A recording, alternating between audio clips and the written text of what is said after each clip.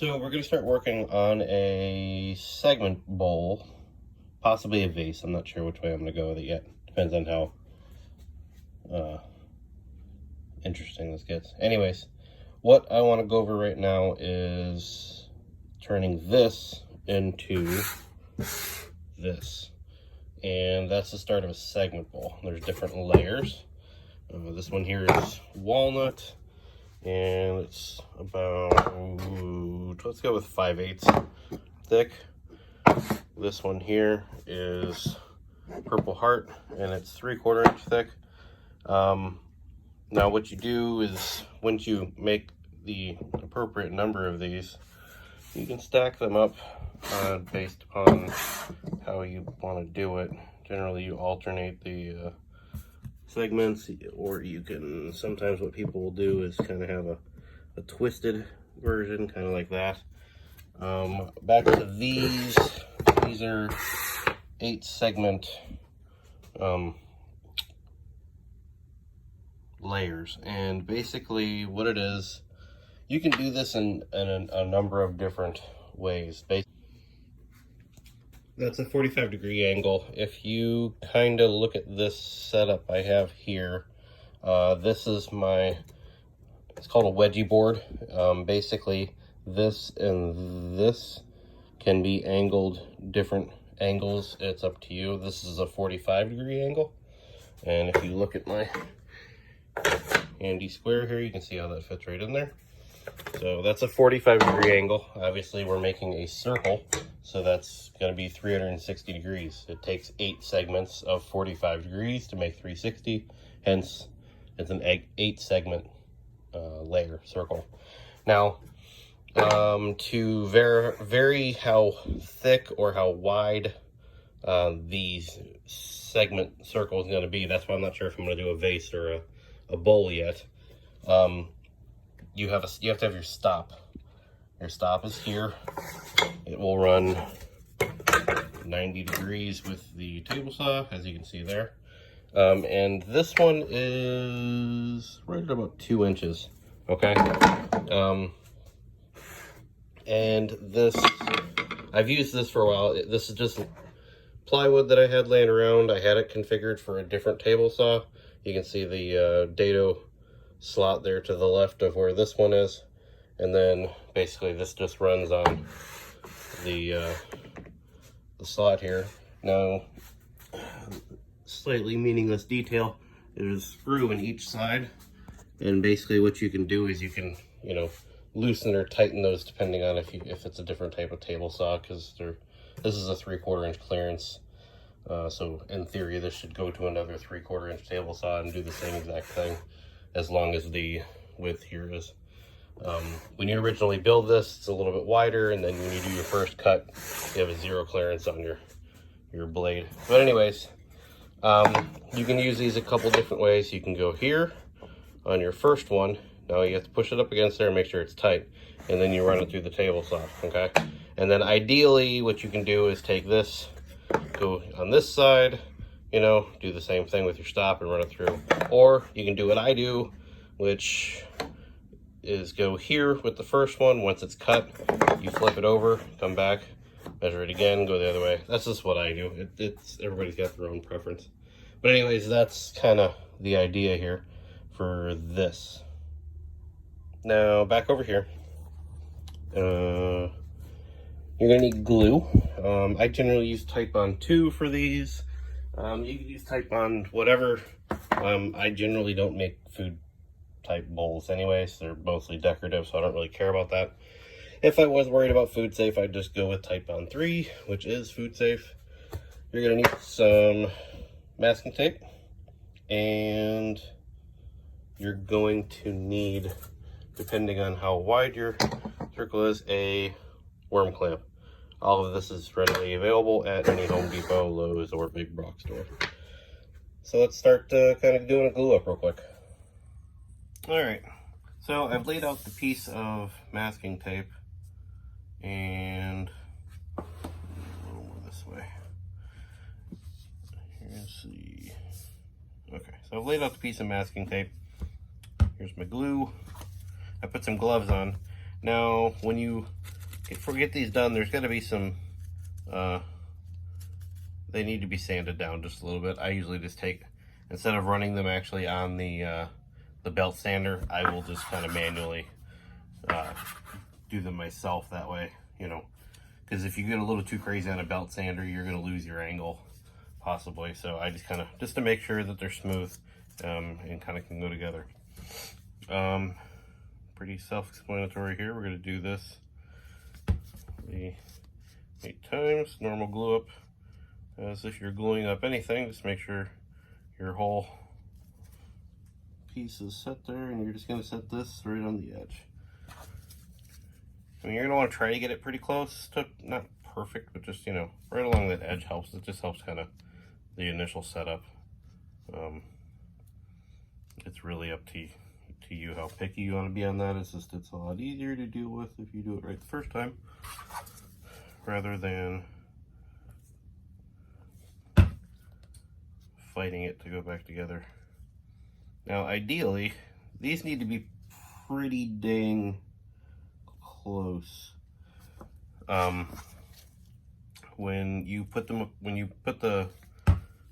your piece that you're cutting up against the stop, you need it to be pretty on, because any variance in this can cause a lot of issues. I have a 16 segment piece that I did. I'm going to show as an example of how easy it can be messed up. At least on an 8 segment, you only have 8 chances of messing up. On a 16 or 32, some people get pretty crazy on those. That's any slight miscalculation, like say it's, instead of 45 degrees, say it's 44.9. When you multiply that by 16, it turns into a nice gap, and you do not want gaps. The idea is to make this look as clean as possible, so you don't want to have that many, you know, you don't want to see your glue joints, basically, is what it comes down to. Now you can see I'm kind of running along the bottom of here.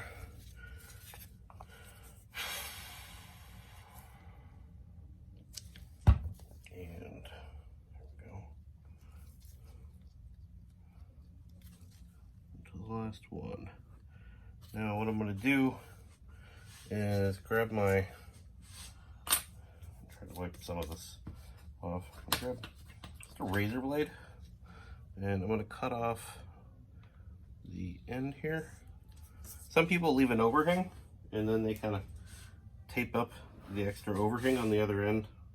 And the problem with that is sometimes the tape gets inside of your thing. Now we're just going to roll this up. I'm going to start over here and just kind of start. Now, if we see here, we see I've already made a mistake. This is mahogany. That is not walnut. So, what I'm going to do is grab one of the walnut pieces. That's walnut.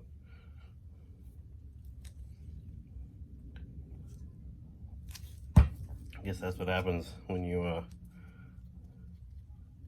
cut a bunch of pieces all at the same time. Let's put the walnut piece in here. There we go. And I was going to do this facing up, but since we're already kind of angled down here, we're going to come over, and you can see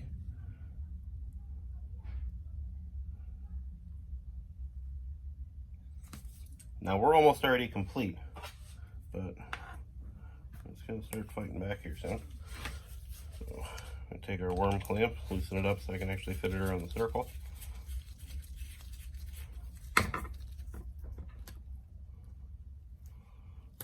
There. Now I need to close up this gap. You can see the rest of the gaps did a pretty good job. You can see in your glue seams. Now I got this on the, I got this for like $12 at IKEA. This top, that's kind of like a melamine type of deal, to where, you know, you can reuse it and whatnot. So I'm going to tighten this up. One thing on the clamp you want to be kind of keep track of, on an 8 segment like this, it's it's not as noticeable. If you look at the bottom of this clamp, it's already starting to kind of dig into this segment right here. And if it starts pushing it in prematurely, it can kind of throw off the angle. So let me see if you can see it with the camera. I want to try to close this gap up here as I tighten this up. Now I want to make sure that these are flat too, so I'm just going to kind of push my fingers down across the top of these, try to keep them flat. You see as the glue kind of comes in right here that it's closing up. You can see glue right there, so we're good. We're good all the way around. I'm just going to kind of flatten this out. So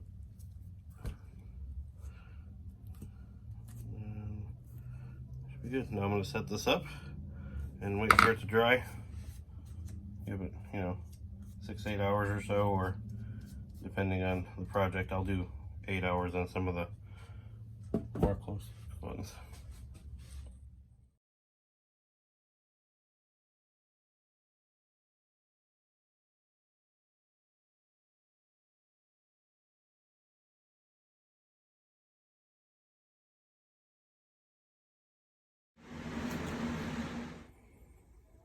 So here we are. We glued this up. I think you remember seeing the segments. That's here all the way up through here. This is Walnut. This is Purple Heart. For the base, never mind this part. This is just a combination. I took some 3/4 inch walnut by about 1.5 inches, I think it is, and then put 2 pieces of 3/4 inch Purple Heart together, just kind of glue them together for the base. This here is cypress, I believe. Yeah, I think it's cypress. It was just a piece of wood I had laying around. It's called a sacrificial piece, basically. This is screwed into here. So to connect the lathe to this, you have your adapter here. You screw it into here, and then you just glue it onto here, so that way, once you're done, I'll just cut this off here, basically. So it'll be, there, up. But it looks pretty good. I just did the first coat of tung oil. Not too bad. Still need some sanding. End grain stuff's real fun. It absorbs a lot, and it also is real fun to try to kind of get a smooth surface on. That's kind of the whole point of doing a segment bowl, is because the segments only show the side pieces of the wood. If you look at this, this is a segment. When you cut it into pieces and glue it, you have straight piece, straight piece, straight piece, straight piece. So that way when you see it, you're only getting, the the long grain of the wood. You're not getting the end grain part. So the 3/4 inch piece of walnut goes long ways like this, and then on the end, what the hell is it? Oh, actually the walnut didn't have a side grain because of the way it was cut, but the 2 pieces of Purple Heart are going to be like that there.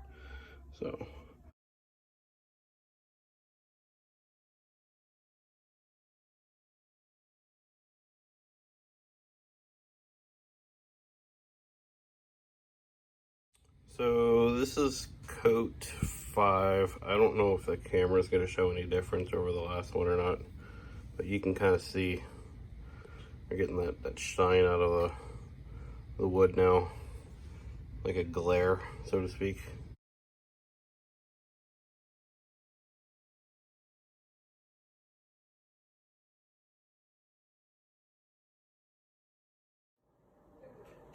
So in closing, here's our vase. I think it turned out pretty well. Got the sacrificial piece off the bottom. Ended up doing 6 coats instead of 5. I just wanted to have one more coat on there. It certainly doesn't hurt. Again, I used tung oil. Yeah, that's about it. Hope you enjoyed the process.